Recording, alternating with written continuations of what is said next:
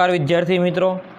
तो आज आपणे आ लेक्चर में जेडबली नीट गुजकेट और एनसीईआरटी में सौथी मोस्ट आईएमपी कॉन्सेप्ट जोवानो छे, एटले बराबर ध्यान आपजो। आ लेक्चर में तमारे बराबर व्यवस्थित ध्यान आपीने दाखला उपर बराबर फोकस करवानुं छे। ओके, तो आगळना दाखला में खबर पड़शे ख्याल आव्यो आ वस्तु में। ओके, चलो कॉन्सेप्ट आपणो जूनो छे।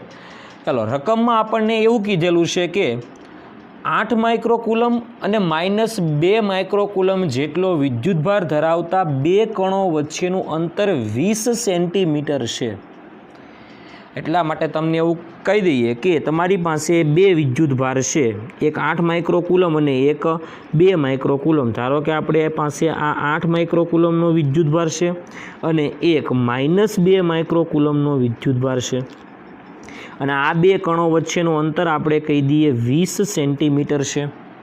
ઓકે, તો અહીંયા આગળ આપણે કહી શકાય કે Q1 જે છે ને એ 8 માઇક્રોકૂલમ છે અને Q2 જે છે એ -2 માઇક્રોકૂલમ જેટલો છે અને બે વિદ્યુતભાર વચ્ચેનું અંતર 20 સેન્ટીમીટર છે। આપણને પ્રશ્ન પૂછેલો છે કે કોઈ ત્રીજા વિદ્યુતભારને કયા બિંદુએ મૂકીએ તો તેના ઉપર લાગતું પરિણામી બળ શૂન્ય થાય। ખ્યાલ આવ્યો?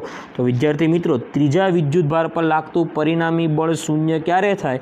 તો આ Q1 અને Q2 વડે Q3 પર લાગતું બળ સંપાતપણાના સિદ્ધાંત અનુસાર જો શૂન્ય થતું હોય તો એવું કહી શકાય કે આ બંને બળો સમાન મૂલ્યના પરસ્પર વિરુદ્ધ દિશામાં છે। કેમ આવું કહી શકાય? કારણ કે આપણે કહી શકાય કે ત્રીજા વિદ્યુતભાર પર લાગતું બળ કે જેને કહી દઈએ F3, ત્રીજા વિદ્યુતભાર પર લાગતું બળ એટલે કોણ કોણ લગાવી શકે? 1 વડે, તો આપણે આવું કહી શકાય F 1 વડે 3 પર લાગતું બળ પ્લસ 2 વડે 3 પર લાગતું બળ। ખ્યાલ આવ્યો આ વસ્તુમાં? ઓકે, સંપાતપણાના સિદ્ધાંત અનુસાર આપણે ત્રીજા વિદ્યુતભાર પર લાગતું પરિણામી બળ કેટલું છે? શૂન્ય છે। તો આપણે કહી શકાય કે E=0, કારણ કે F3 કેટલા થાય? 0। તો આપણે હવે આગળનું સ્ટેપ આ રીતે લખી શકાય F31 -F32। એટલે આપણે એવું કહી શકાય કે 1 વડે 3 પર લાગતું બળ એટલું જ 2 વડે 3 પર લાગતા બળ જેટલું જ સમાન મૂલ્યના પરસ્પર વિરુદ્ધ દિશામાં બળ લાગે છે। ખ્યાલ આવ્યો આ વસ્તુમાં વિદ્યાર્થી મિત્રો? તો આપણે એવું કહી શકાય કે ત્રીજા વિદ્યુતભાર પર પરિણામી બળ શૂન્ય ક્યારે હોય? તો બાકીના બે વિદ્યુતભાર વડે લાગતા બળો સમાન મૂલ્યના પરસ્પર વિરુદ્ધ દિશામાં જે બિંદુએ થતું હોય તે બિંદુએ પરિણામી બળ કેટલું હશે? એ વિદ્યુતભાર પર શૂન્ય હશે। ખ્યાલ આવ્યો આ વસ્તુમાં વિદ્યાર્થી મિત્રો? ઓકે, ચાલો તો આપણે આ બે વિદ્યુતભારને જોડતી રેખા પરનું ત્રીજું બિંદુ એવું શોધવાનું છે કે ત્યાં ત્રીજો વિદ્યુતભાર મૂકીએ કે એ વિદ્યુતભાર પર લાગતું પરિણામી બળ કેટલું થાય? શૂન્ય થાય। ખ્યાલ આવ્યો? તો આપણે આ બે વિદ્યુતભારને જોડતી રેખા દોરી દીધી લીલા રંગની। ખ્યાલ આવ્યો? હવે આપણે આ બે વિદ્યુતભારને જોડતી રેખાના 3 બિંદુ છે આપણી પાસે કે 3 બિંદુમાંથી કોઈ એક બિંદુએ ત્રીજા વિદ્યુતભાર પર લાગતું પરિણામી બળ શૂન્ય હશે। તો આ 3 બિંદુ કયા કયા છે? તો આપણે નામ આપી દઈએ। પહેલાં આપણે નામ આપીએ, ધારો કે Q1ની ડાબી સાઈડ કોઈ એક જગ્યાએ છે તો આ એ બિંદુ કહી દઈએ, અથવા Q2ની જમણી સાઈડ કોઈ બીજા બિંદુએ છે, આને આપણે નામ આપી દઈએ B બિંદુ, અથવા Q1 અને Q2ની વચ્ચે ગમે ત્યાં છે કે જેને નામ આપી દઈએ આપણે C બિંદુ। ખ્યાલ આવ્યો? તો આપણે 3 બિંદુમાંથી કોઈ એક બિંદુએ ત્રીજો વિદ્યુતભાર મૂકવાનો છે કે જે ત્રીજા વિદ્યુતભાર પર આ શરતનું પાલન થવું જોઈએ।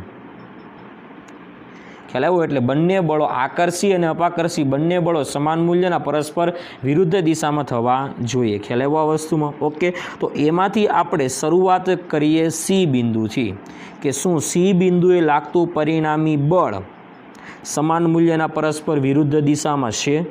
ખ્યાલ આવ્યો આ વસ્તુમાં વિદ્યાર્થી મિત્રો? ઓકે, તો સી બિંદુએ લાગતું પરિણામી બળ તપાસવા માટે આપણે બળની રેખા દોરીએ, એટલે કે આપણે સદિશ રાશિ દોરીએ કે જેનાથી આપણને ખબર પડશે કે અહીંયા આગળ લાગતું બળ એ સમાન મૂલ્યના છે કે નથી, પરસ્પર વિરુદ્ધ દિશામાં છે કે નહીં તે. ખ્યાલ આવ્યો આ વસ્તુમાં વિદ્યાર્થી મિત્રો? ઓકે, ચાલો.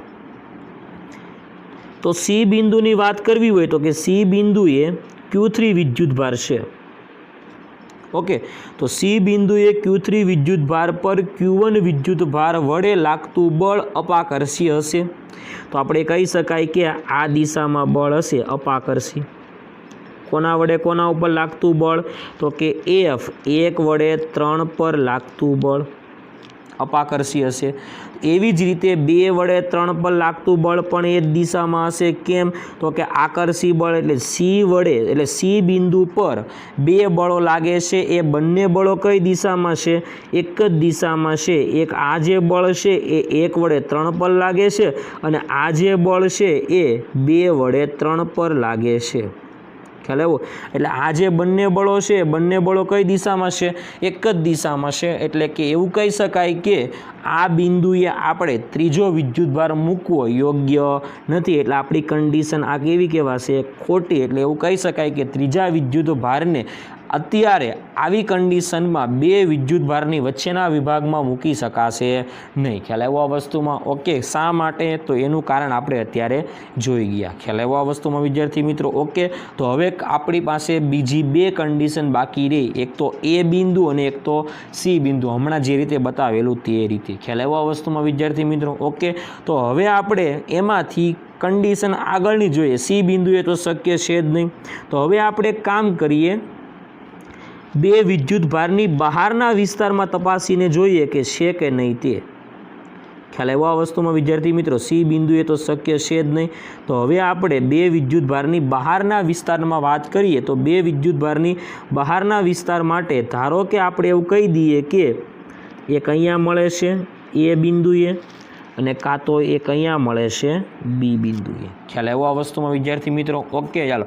આપણને ખબર છે કે બળ જે છે એ વિદ્યુતભારના ગુણાકારના સમપ્રમાણમાં અને અંતરના વર્ગના વ્યસ્ત પ્રમાણમાં છે.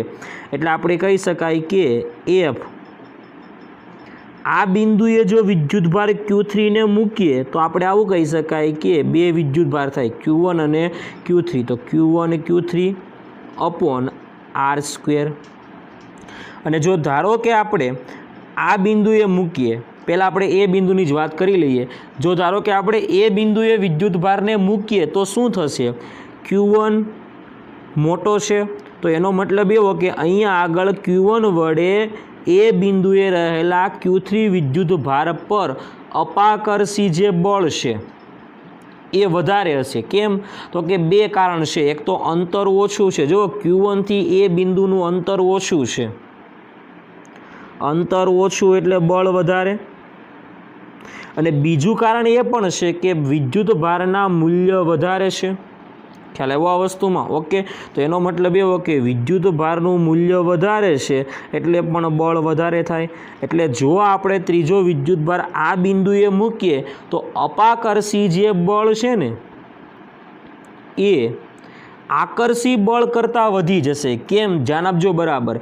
Q2 વડે એ બિંદુ પર રહેલા Q3 વિદ્યુતભાર પર બળ જે લગાવશે તો એના માટે બળનું સૂત્ર શું આવશે? તો એના માટે બળનું સૂત્ર આવશે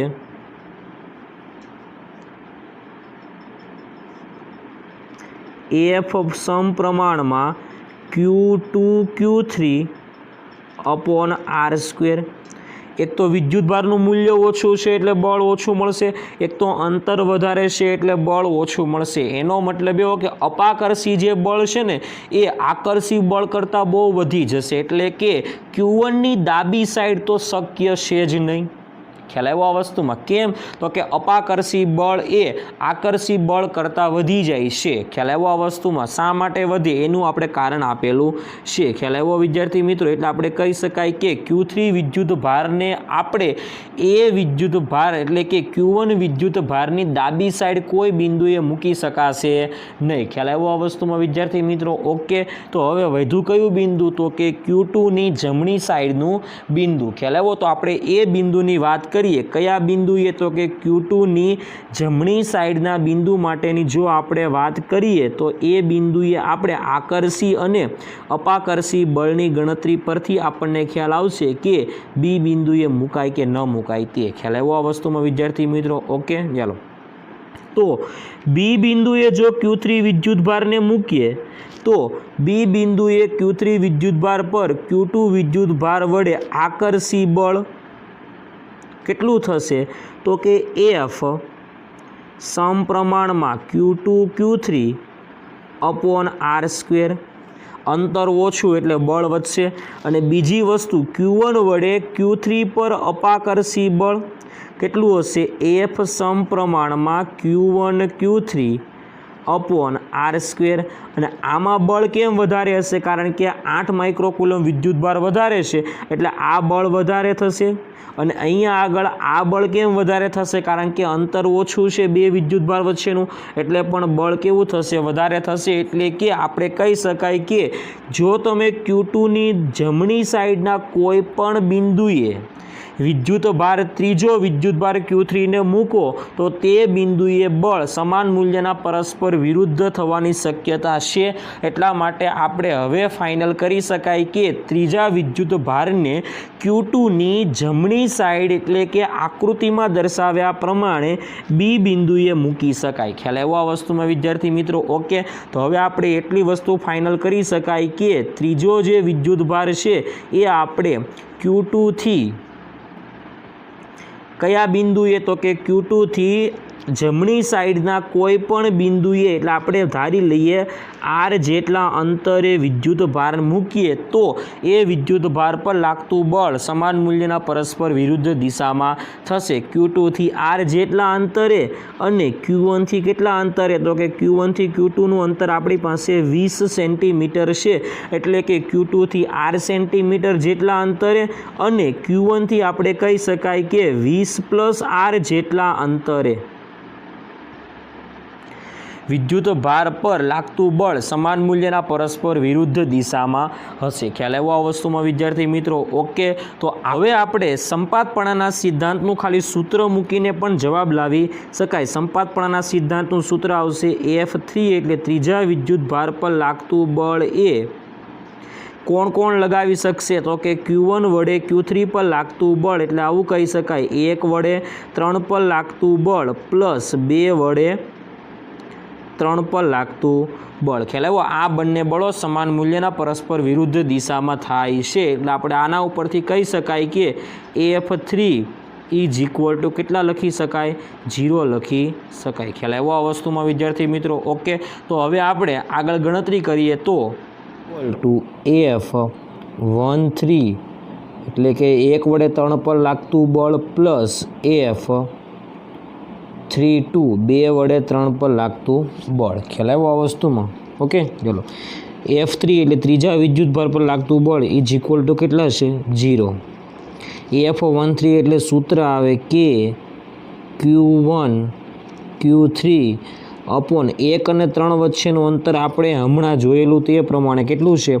1 અને 3 વચ્ચેનું અંતર 20 + R છે એટલે અહીંયા આગળ આવશે 20 + R whole square plus F32 3 અને 2 વચ્ચેનું અંતર R છે એટલે આપણે હવે લખી શકાય કે Q2 Q3 અપોન 2 વચ્ચેનું અંતર R છે એટલે R². ખ્યાલ આવ્યો આ વસ્તુમાં? ઓકે, ચાલો. કોઈ એક પદને આપણે બરાબરની સામે લઈ જઈએ એટલે આપણું સમીકરણ આવું બનશે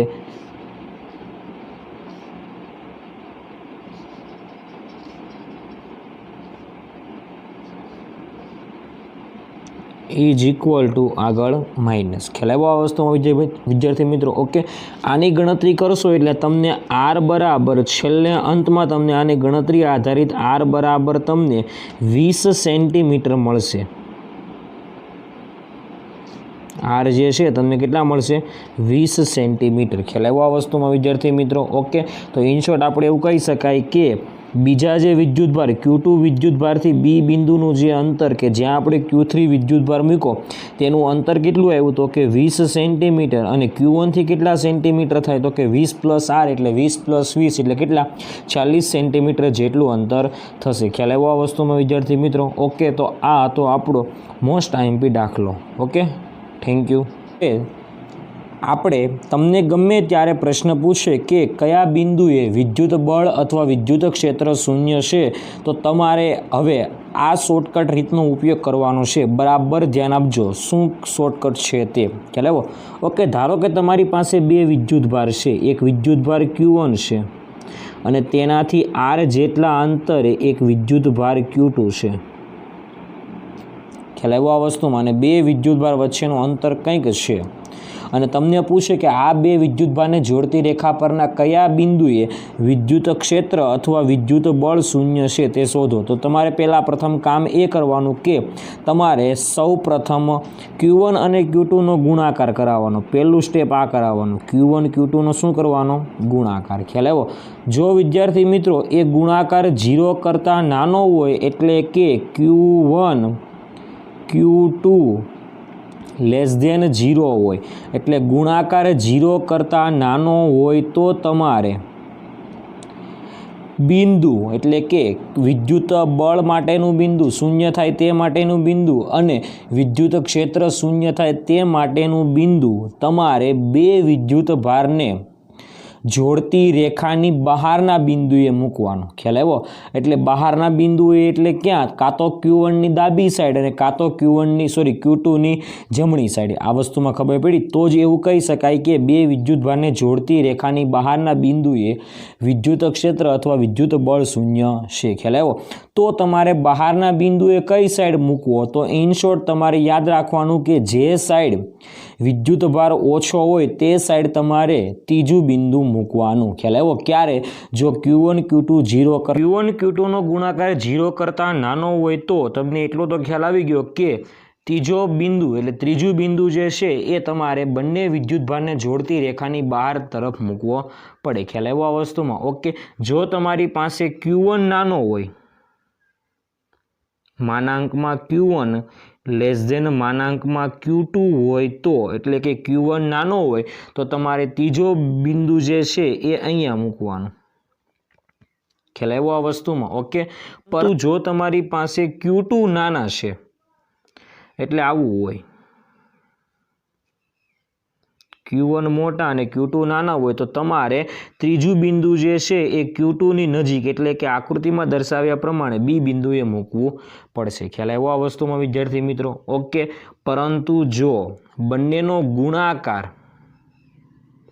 0 કરતાં મોટો હોય તો એટલે કે Q1 Q2 > 0 હોય તો તમારે ત્રીજો જે વિદ્યુતભાર છે અથવા ત્રીજું જે બિંદુ છે એ બિંદુ તમારે બે વિદ્યુતભારને જોડતી રેખાની વચ્ચે મૂકવો પડશે. ખ્યાલ આવ્યો આ વસ્તુમાં? ઓકે, તો ઇન શોર્ટ આપણે કહી શકાય કે ત્રીજું બિંદુ જે છે એ બે વિદ્યુતભારને જોડતી રેખાની વચ્ચેના ભાગમાં મૂકી શકાય. એટલે કે આપણે દર્શાવી દઈએ તે પ્રમાણે આ C બિંદુએ એટલે કે એ બે વિદ્યુતભારને જોડતી રેખાની વચ્ચે ગમે ત્યાં છે. ખ્યાલ આવ્યો? એમાં પણ નિયમ વાપરવાનો, જે નાનો વિદ્યુતભાર છે એની નજીક મૂકવો જોઈએ. ખ્યાલ આવ્યો આ વસ્તુમાં વિદ્યાર્થી મિત્રો? ઓકે, તો આ હતી આપણી શોર્ટકટ રીત, સૌથી આઈએમપી રીત છે કે જે આગળના દાખલામાં કામ આવશે. ખ્યાલ આવ્યો આ વસ્તુમાં વિદ્યાર્થી મિત્રો? ઓકે, તો આ બે જ રૂપે આપણે આગળના દાખલા જોઈએ. તો આગળનો MCQ શું કીધું જો કે આપેલી આકૃતિમાં જે બિંદુએ વિદ્યુત ક્ષેત્ર શૂન્ય છે ને તેનું એથી અંતર મેળવવાનું છે. એટલે આપણને આકૃતિ આપેલી છે, આકૃતિમાં તમને બે વિદ્યુતભાર આપેલા છે, ધ્યાનથી જુઓ. આ એ બિંદુ છે અને તેનાથી અમુક અંતરે બી બિંદુ છે. હેલો? ઓકે, એ બિંદુએ 10 માઇક્રોકુલમનો વિદ્યુતભાર છે અને બી બિંદુએ 20 માઇક્રોકુલમનો વિદ્યુતભાર છે. ઓકે, બે વિદ્યુતભાર વચ્ચેનું અંતર 80 સેન્ટીમીટર છે એટલે 0.8 મીટર થાય. ખ્યાલ આવ્યો આ વસ્તુમાં? ઓકે, મીટરમાં ફેરવીએ તો. ઓકે, ચાલો હવે આપણને કીધેલું છે કે વિદ્યુત ક્ષેત્ર શૂન્ય હોય તે બિંદુનું એથી અંતર મેળવવાનું છે. તો આપણે વિદ્યુત ક્ષેત્ર શૂન્ય કયા બિંદુએ થશે તે હમણાં શોર્ટકટ આપેલી તે રીતે આપણે શોધવું પડશે. સૌપ્રથમ તમારે 10 અને 20નો ગુણાકાર કરાવવાનો. ગુણાકાર કરો એટલે 200. 0 કરતાં મોટો કે નાનો? તો કે 0 કરતાં મોટો. ઓકે, તો હવે તમારે એટલું નક્કી થઈ ગયું કે ત્રીજું બિંદુ જે છે ને એ બે વિદ્યુતભારને જોડતી રેખાની વચ્ચેના વિભાગમાં હશે. હેલો, આપણે માની લઈએ કે બે વિદ્યુતભારને જોડતી રેખાના વચ્ચેના વિભાગમાં આપણે આ બિંદુએ છે, આપણે આ પી બિંદુ કહીએ. ખ્યાલ આવ્યો આ વસ્તુમાં? ઓકે, તો એ પી બિંદુ જે છે એ એથી એક્સ જેટલા અંતરે છે. તો બીથી કેટલા અંતરે થાય? તો કે 0.8 માઇનસ એક્સ. 0.8 minus x. કેમ? તો કે 80 સેન્ટીમીટરને મીટરમાં ફેરવો એટલે 0.8 માઇનસ એક્સ. ખ્યાલ આવ્યો આ વસ્તુમાં? ઓકે, ચાલો. પી બિંદુએ વિદ્યુત ક્ષેત્ર 10 માઇક્રોકુલમ વિદ્યુતભારને કારણે બહાર તરફ હશે. એટલે આપણે કહી શકાય કે પી બિંદુએ 10 માઇક્રોકુલમ વિદ્યુતભારને કારણે ક્ષેત્ર આ દિશામાં હશે. એને આપણે કહીએ E1. અને 20 માઇક્રોકુલમને લીધે પી બિંદુએ વિદ્યુત ક્ષેત્ર આ દિશામાં હશે. એને આપણે કહીએ E2. ઓકે, ધ્યાનથી જુઓ, આ પી બિંદુએ વિદ્યુત ક્ષેત્ર સમાન મૂલ્યના પરસ્પર વિરુદ્ધ દિશામાં થાય તો જ પી બિંદુએ વિદ્યુત ક્ષેત્ર શૂન્ય થાય. ખ્યાલ આવ્યો? તો પી બિંદુ માટે આપણે કહી શકાય કે E1 મૂલ્યની વાત કરીએ તો E1 is equal to E2. ખ્યાલ આવ્યો? E1 એટલે 10 માઇક્રોકુલમ વિદ્યુતભારથી પી બિંદુએ વિદ્યુત ક્ષેત્ર કેટલું હશે? KQ/x². એટલે KQ1/x². અને બી બિંદુએ વિદ્યુત ક્ષેત્ર કેટલું હશે? KQ2/0.8 માઇનસ એક્સ આખા પદનો સ્ક્વેર. ખ્યાલ આવ્યો આ વસ્તુમાં? ઓકે, તો આપણે ગણતરી કરીએ. શું કહે જો ગણતરીમાં? E1 બરાબર E2 એટલે EA બરાબર EB. EA એટલે K, Q1 એટલે 10 માઇક્રોકુલમ એટલે 10⁻6. આ રીતે ગણતરી કરો એટલે x તમને મળશે. છેલ્લે તમે ધ્યાનથી ગણતરી કરીને જોશો તો x બરાબર તમને મળે છે 33 સેન્ટીમીટર. તો આપણે કહી શકાય કે વિદ્યુત ભાર 10 માઇક્રોકુલમથી 33 સેન્ટીમીટર જેટલા અંતરે આપણને વિદ્યુત ક્ષેત્ર કેટલું મળે છે? શૂન્ય મળે છે. ખ્યાલ આવ્યો આ વસ્તુમાં વિદ્યાર્થી મિત્રો? ઓકે, તો આવી રીતે આપણે શોર્ટકટ કીનો ઉપયોગ કરીને કોઈ પણ બે વિદ્યુત ભારને જોડતી રેખા પરના બિંદુએ વિદ્યુત ક્ષેત્ર અથવા વિદ્યુત બળ શૂન્ય છે તે બિંદુ આપણને આરામથી મળી શકે. ખ્યાલ આવ્યો આ વસ્તુમાં વિદ્યાર્થી મિત્રો? ઓકે, તો આ શોર્ટકટ કી બરાબર યાદ રાખવાની છે. Okay, thank you. ઓકે મિત્રો, તો હમણાં આપણે શોર્ટકટ આપેલી એ બેઝનો દાખલો છે. જો શું કીધું છે? બે વિદ્યુત ભારો 8Q અને -2Q અનુક્રમે x બરાબર 0 અને x બરાબર L આગળ છે. ધારો કે આ યામ પદ્ધતિ લઈ લઈએ. ઊભી અક્ષ કે જેને આપણે y અક્ષ કહીએ અને આડી અક્ષ કે જેને આપણે x અક્ષ કહીએ. આ યામ પદ્ધતિનું ઉગમ બિંદુ છે O. ખ્યાલ? અને આ યામ પદ્ધતિના ઉગમ બિંદુથી L જેટલા અંતરે, એટલે અહીંયા આગળ આપણે કહી દઈએ કે આ L જેટલું અંતર છે. L જેટલા અંતરે તમને બે વિદ્યુતભાર મૂકેલા છે. x બરાબર 0 આગળ 8Q જેટલો વિદ્યુતભાર છે. અહીંયા આગળ જે છે ને એ 8 જેટલો વિદ્યુતભાર છે. અહીંયા આગળ જે છે આ 8Q જેટલો વિદ્યુતભાર છે. અને અહીંયા આગળ જે વિદ્યુતભાર છે એ છે -2Q જેટલો વિદ્યુતભાર. ખ્યાલ આવ્યો આ વસ્તુમાં વિદ્યાર્થી મિત્રો? ઓકે, ચાલો. આપણને પૂછેલું છે કે x અક્ષ પરના કયા બિંદુ, x અક્ષ પર એટલે કે બે વિદ્યુતભારને જોડતી રેખા પરના કયા બિંદુએ આ બંને વિદ્યુતભારને કારણે પરિણામી વિદ્યુત ક્ષેત્ર શૂન્ય થશે તે આપણે મેળવવાનું છે. ખ્યાલ આવ્યો આ વસ્તુમાં? ઓકે, આ બે વચ્ચેનું અંતર આપણને ખબર છે L છે. આપણે કહી દઈએ આ જે અંતર છે એ L જેટલું અંતર છે. ખ્યાલ આવ્યો? ઓકે, તો આપણે ત્રીજું બિંદુ શોધવાનું છે કે જેને ત્રીજું બિંદુ એટલે કે 8Q લીધે અને -2Q લીધે ત્રીજું બિંદુ એક એવું શોધવાનું છે કે તે બિંદુએ પરિણામી વિદ્યુત ક્ષેત્ર શૂન્ય થાય. ખ્યાલ આવ્યો? તો આપણે હમણાં શોર્ટકટ આપેલી એ શોર્ટકટ રીતનો ઉપયોગ કરીને આપણને એટલો તો ખ્યાલ આવશે કે ત્રીજું બિંદુ આપણે ક્યાં મૂકવું જોઈએ તે. ખ્યાલ આવ્યો? તો સૌ પ્રથમ કીધેલું તે પ્રમાણે બંનેનો ગુણાકાર કરવાનો. તો 8 અને -2નો ગુણાકાર કરાવો એટલે -16, જે 0 કરતાં કેવો છે? નાનો છે. એટલે ત્રીજું બિંદુ જે છે એ બે વિદ્યુત ભારને જોડતી રેખાના વચ્ચેના ભાગમાં નહીં આવે, બે વિદ્યુત ભારને જોડતી રેખાની બહારના ભાગમાં આવશે. ખ્યાલ આવ્યો? અને ત્યારે કીધેલું તે પ્રમાણે બે વિદ્યુત ભારને જોડતી રેખાના બહારના બિંદુએ પણ ક્યાં મૂકવાનો? તો જે નાનો વિદ્યુતભાર છે તેની નજીક. તો આપણો નાનો વિદ્યુતભાર કયો છે? 8Q કે -2Q? તો કે -2Q. તો આપણે ત્રીજું બિંદુ એ -2Q ની નજીક મૂકવું પડશે. તો આપણે ધારી લઈએ કે ત્રીજું બિંદુ જે છે એ -2Q થી આપણે કોઈ એક ધારી લઈએ કે -2Q થી R જેટલા અંતરે એક ત્રીજું બિંદુ છે એ બિંદુએ પરિણામી વિદ્યુત ક્ષેત્ર કેટલું થવું જોઈએ? શૂન્ય થવું જોઈએ. ખ્યાલ આવ્યો આ વસ્તુમાં વિદ્યાર્થી મિત્રો? ઓકે, તો ઇન શોર્ટ આપણે કહી શકાય કે આપણે આ બિંદુ P લઈએ તો P બિંદુએ વિદ્યુત ક્ષેત્ર 8Q ને કારણે અને -2Q ને કારણે સમાન મૂલ્યના પરસ્પર વિરુદ્ધ દિશામાં હશે. તો આપણે કહી શકાય કે P બિંદુએ વિદ્યુત ક્ષેત્ર E is equal to E1 plus E2. ખ્યાલ આવ્યો આ વસ્તુમાં? ઓકે, ચાલો. E બરાબર પરિણામી P બિંદુએ વિદ્યુત ક્ષેત્ર કેટલું છે? શૂન્ય છે. તો આપણે E બરાબર શૂન્ય કહીએ. E1 એટલે K, Q1 એટલે 8 અપોન અંતર કેટલું છે? તો કે L plus R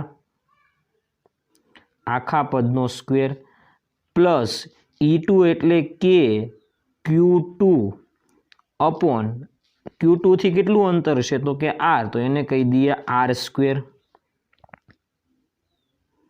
is equal to કેટલા થશે? શૂન્ય. ખ્યાલ આવ્યો? કોઈ પણ એક સ્ટેપને બરાબરની સામે જવા દઈએ એટલે માઇનસ થશે, એટલે આપણું સ્ટેપ આગળનું આવું બનશે.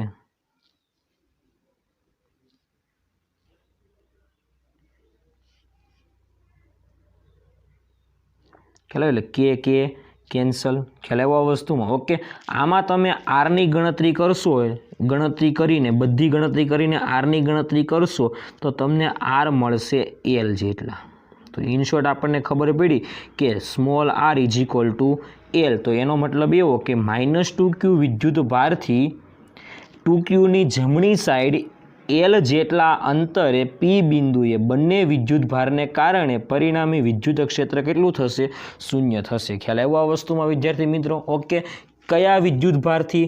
-2Q જેટલા વિદ્યુત ભારથી. ઓકે, ગણતરી જાતે કરવાની છે અને R બરાબર L શોધશો એટલે તમને ખબર પડશે કે 2Q જેટલા વિદ્યુત ભારથી L જેટલા અંતરે આવેલા P બિંદુએ બંને વિદ્યુત ભારને કારણે ક્ષેત્ર શૂન્ય થશે. ખ્યાલ આવ્યો? એટલે 2Q થી L જેટલું અંતર, તો 8Q થી કેટલું અંતર થાય? 2L જેટલું અંતર થાય. આપણને જવાબમાં 2L આપેલો છે એટલે આપણે એવું માનવામાં આવે કે અહીંયા આગળ જવાબ છે એ કઈ રીતે નક્કી કરેલો હશે? તો 8Q જેટલા વિદ્યુત ભારથી કેટલા અંતરે ક્ષેત્ર શૂન્ય થાય? તો કે કેટલા અંતરે? 2L જેટલા અંતરે ક્ષેત્ર શૂન્ય થશે. ખ્યાલ આવ્યો આ વસ્તુમાં વિદ્યાર્થી મિત્રો? ઓકે, તો આવી રીતે આપણે શોર્ટકટ રીતનો ઉપયોગ કરવાનો છે. ખ્યાલ આવ્યો આ વસ્તુમાં વિદ્યાર્થી મિત્રો? ઓકે, હજુ આપણે આગળ દાખલાની પ્રેક્ટિસ કરીએ.